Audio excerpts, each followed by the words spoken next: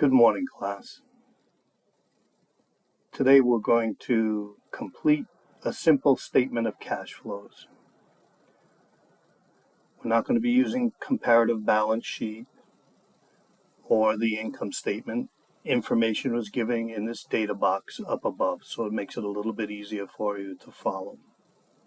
This is the cash flow statement. It's already completed. What I want you to pay attention to mostly is this left-hand side. This left-hand side is going to help you complete the statement of cash flow much easier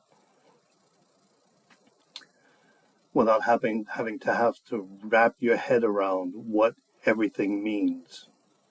Okay?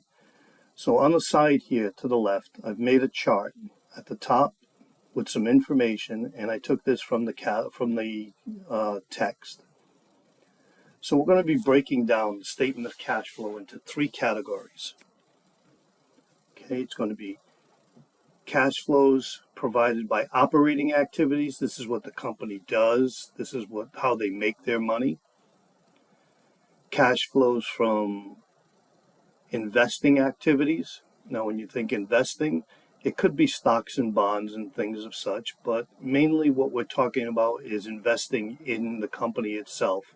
So we're looking at fixed assets, equipment, land, building, things like that. So there's cash inflows and outflows there. And cash flows from financing activities. So these are cash flows on how we finance our investing activities. Okay, and they can be from issuing stock, that's a cash inflow.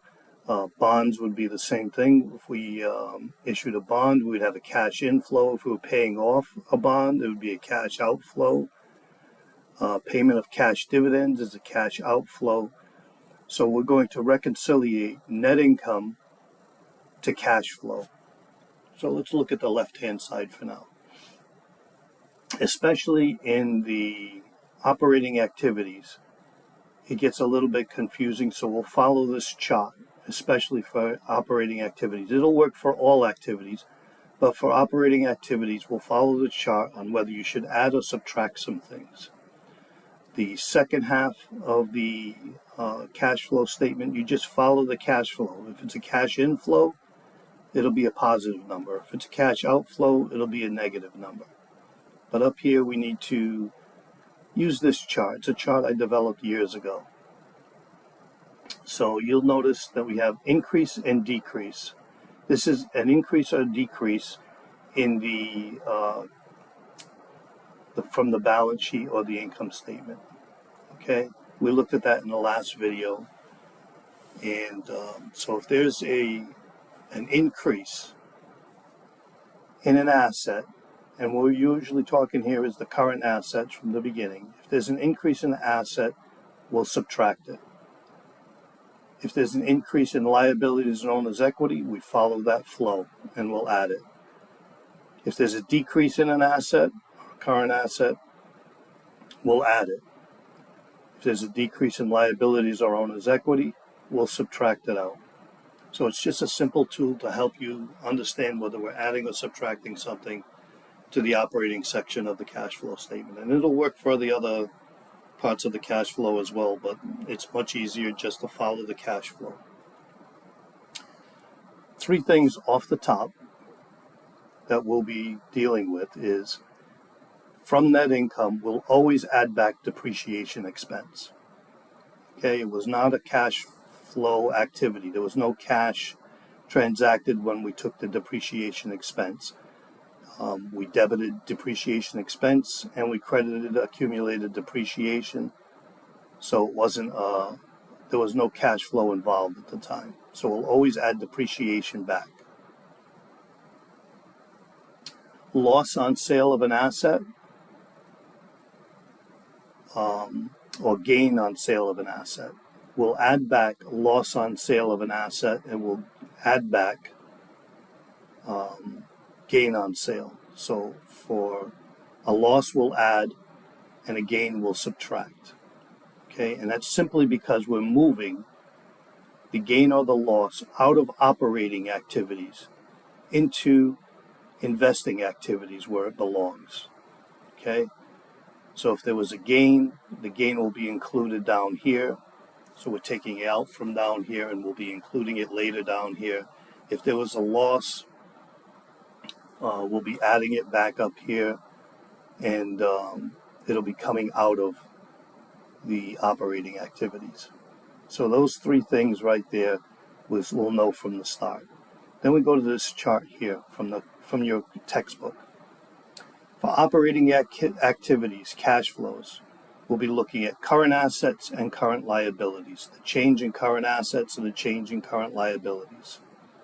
Okay, so if there was an increase in a current asset, we subtract it. If there's an increase in a current liability, we'll add it. If there's a decrease in a current asset, we'll add it. And if there's a decrease in current liabilities, we'll be subtracting it. Okay, the next section will be the investing of cash flows. So from here down, the investing and financing section, we're just going to follow the cash flow. Okay, if there was a cash inflow, we'll add it. If there's a cash outflow, we'll subtract it. And then what we'll finally get down to is the change in cash flows. So here's a simplified area. The data that was given makes it easier. We don't have to use the income statement, the multi-step income statement, or the balance sheet.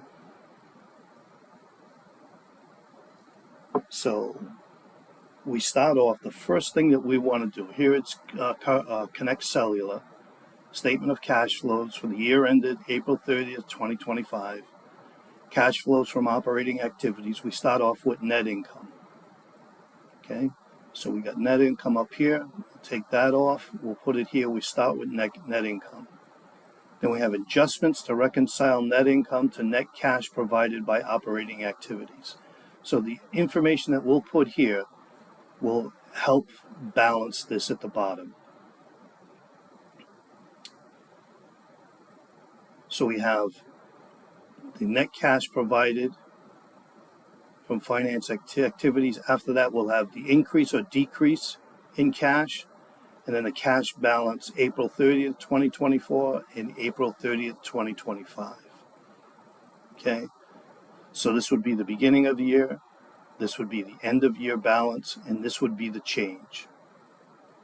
Okay, so the beginning of year was $40,000. The end of year was $100,900, and the change or the difference in increase or decrease in cash, there was an increase of $60,900, which should add up to our balance here. Okay, so we know these numbers right from the beginning because they're usually given to us right in the balance sheet. So next thing we're going to do, the first thing we always do is add back any depreciation. So we look up depreciation expense, $20,000. We're adding it back. And then we look at for current assets and current liabilities. So we look up here, we have a decrease in current liabilities and an increase in current assets other than cash. So the increase in current assets, we subtract out $14,000. So if there was an increase in an asset, we subtract it out. Then we had a decrease in current liabilities, a decrease in current liabilities, we subtract that out. So 20,000 minus 14,000 minus 19,000 gives us a negative 13,000, or a reduction of 13,000. We subtract that from net income, and it gives us cash provided from operating activities, $42,000. Next thing we're going to look at is investments, long-term assets.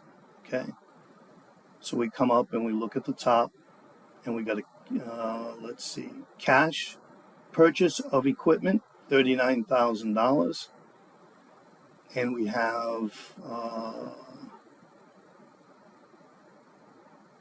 cash receipt from the sale of land, $34,000. Okay, so we've got cash purchase of equipment. And remember, from here down, you can use the chart; it'll still work. But if you just follow the cash flow, Cash purchase for equipment. So cash, there was an outflow of $39,000 to purchase equipment, so we subtract it. Cash receipt from the sale of land. We sold land, we received cash, so we're going to be adding $34,000. So negative 39 plus 34,000, we have a negative $5,000 cash provided from investing activity. And then we go to long-term liabilities and equity. Okay. So here we're dealing mostly here with the equity. So we have cash receipt from issuing stock and a cash payment of dividends.